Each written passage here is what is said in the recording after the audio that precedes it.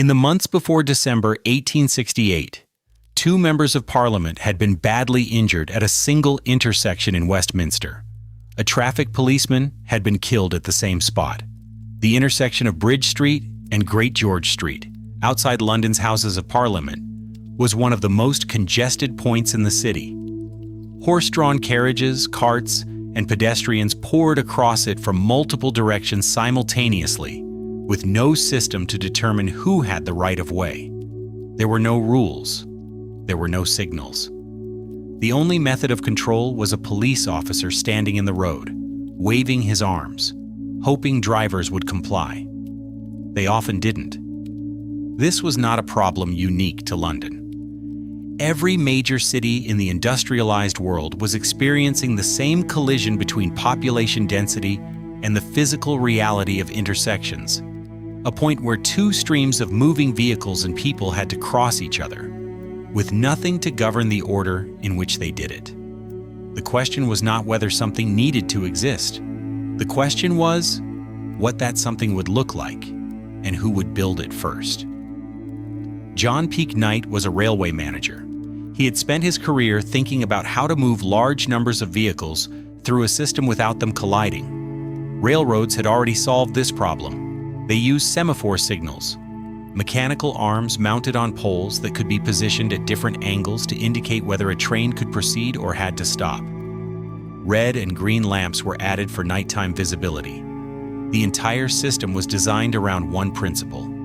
Vehicles could not be trusted to negotiate passage themselves. An external signal had to make the decision for them. Knight's insight was simple. The same logic that applied to trains also applied to carriages. The intersection outside Parliament was not fundamentally different from a railway junction. It had multiple vehicles converging on a single point, with no mechanism to determine priority. On December 9, 1868, Knight's adaptation was installed at the Westminster intersection. It stood 20 feet tall. During the day, it used semaphore arms at different angles to indicate stop and go. At night, it switched to gas-powered red and green lamps. A police officer was stationed beside it to operate the mechanism manually. Drivers were surprisingly compliant. The Metropolitan Police Commissioner had distributed 10,000 pamphlets across the city explaining what the new device meant. For the first time in recorded history, an intersection had a traffic signal. It lasted less than 2 months. In January 1869, a gas main beneath the Westminster intersection leaked. The gas reached the lamp at the base of Knight's signal. The device exploded. The policeman operating it was severely burned. Some accounts suggest he was killed. The historical record is ambiguous on this specific point, but what is not ambiguous is the outcome. The signal was removed immediately and was not replaced. Britain would not have another traffic light for more than 40 years. Knight's idea had been correct, his technology had failed him, and the failure was catastrophic enough to set the entire concept back by decades in the country that invented it. The problem did not go away. It got worse.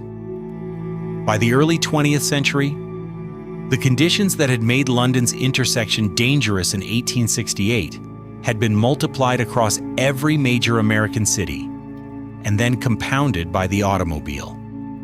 Horse-drawn carriages had been predictable.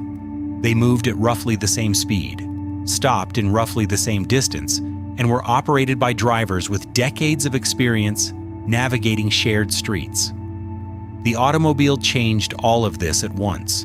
Cars moved faster, stopped less predictably, were operated by people with no training, and were arriving on city streets in numbers that grew faster than anyone had anticipated.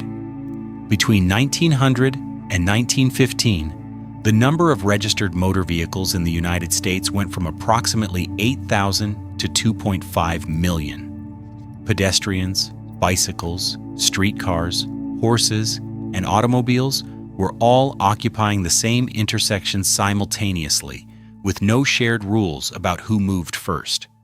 American cities were also expanding outward faster than their police forces could cover. A policeman directing traffic at one intersection could not simultaneously control the intersection 2 blocks away. The manual system that Knight had tried to improve in London, one officer per intersection, didn't scale. On August 5, 1914, the American Traffic Signal Company installed the first electric traffic light in the world at the corner of Euclid Avenue and East 105th Street in Cleveland, Ohio. Designed by James Hogue, it had 4 pairs of red and green lights mounted on corner posts, wired to a manually operated switch inside a nearby control booth. A buzzer warned when the color was about to change. Police and fire stations could override the signal in an emergency. An article in the Cleveland Automobile Club's publication declared that the system is, perhaps, destined to revolutionize the handling of traffic in congested city streets.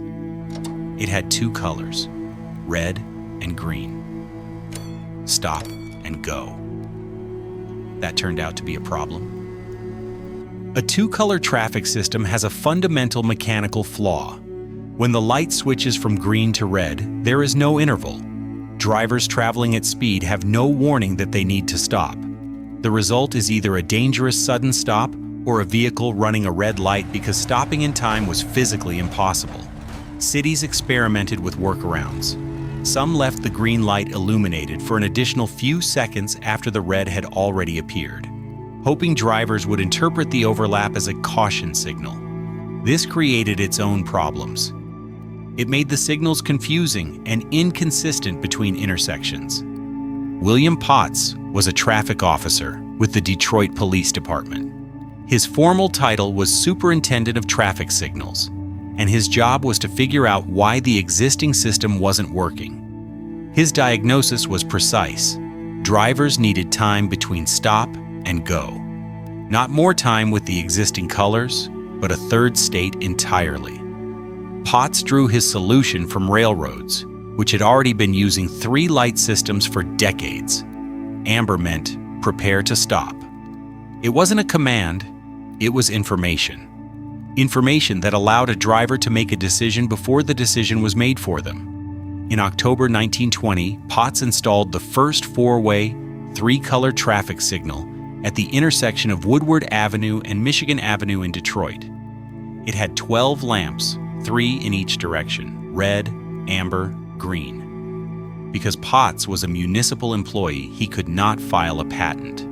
He gave the invention to the public domain. Within a year, Detroit had installed 15 more. The problem Potts had solved was not just mechanical, it was cognitive. A traffic signal doesn't just tell vehicles when to move, it tells drivers what to expect next. The amber light is information about the future, not just the present. And that distinction is what made the 3-color system the one that survived. In 1923, Garrett Morgan, a black inventor and businessman in Cleveland, patented a 3-position traffic signal. Morgan's design used a T-shaped pole with 3 settings: stop, go, and an all-direction halt that cleared the intersection before any vehicle moved. He had designed it after witnessing a serious accident at an intersection. Morgan's all-direction stop was a genuinely novel idea. Modern intersections still use a version of it. The brief interval where all lights are red simultaneously, giving pedestrians time to cross and allowing the intersection to clear, is a direct descendant of what Morgan patented. He sold the patent to General Electric for $40,000. General Electric did nothing with it.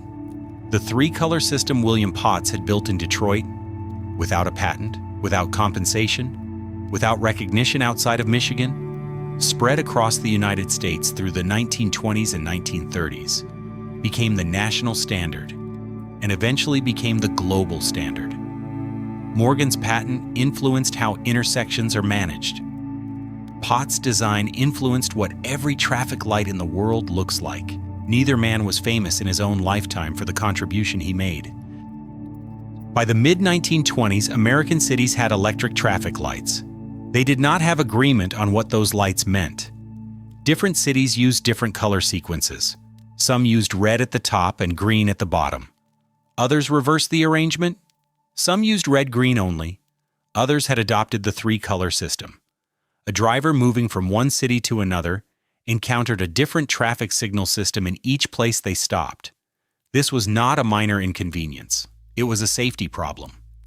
A driver whose home city used one color sequence would make incorrect assumptions in an unfamiliar city.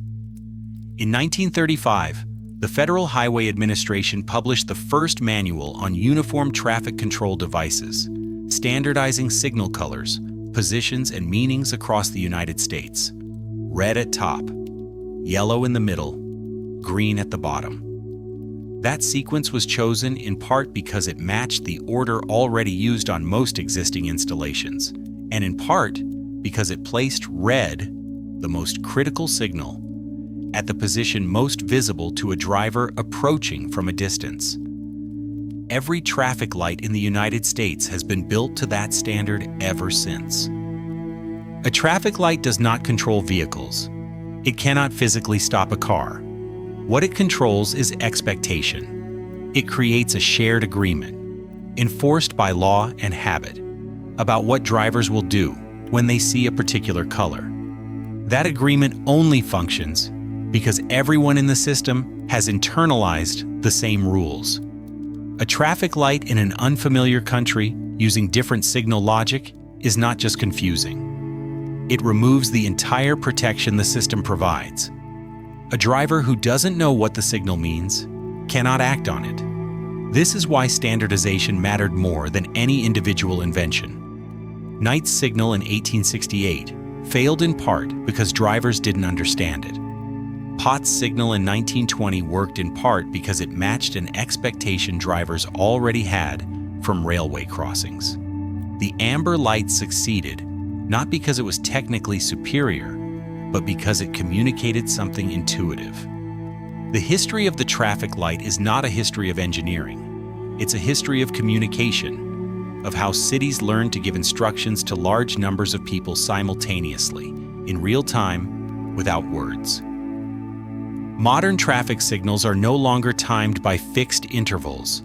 Since the 1950s, adaptive systems have used sensors embedded in the road surface to measure actual traffic volume and adjust signal timing in real time. A sensor detects how many vehicles are waiting in each direction. The system extends green phases when there's a backlog. It shortens them when a lane is clear. The first computer-controlled system, installed in the 1950s, used 6 pressure-sensitive sensors to manage 120 signals simultaneously through a single processor. Today, citywide signal coordination systems can track traffic patterns across thousands of intersections, adjusting in response to incidents, special events, and aggregate flow data from mobile devices.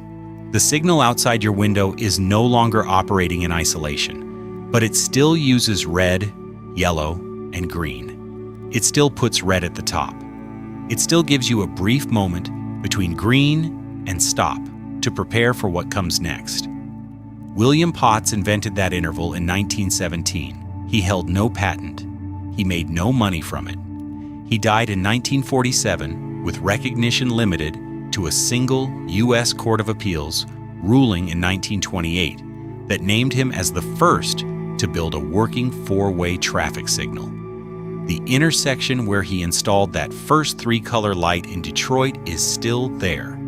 There is no marker, no plaque, just a traffic light doing exactly what he built it to do.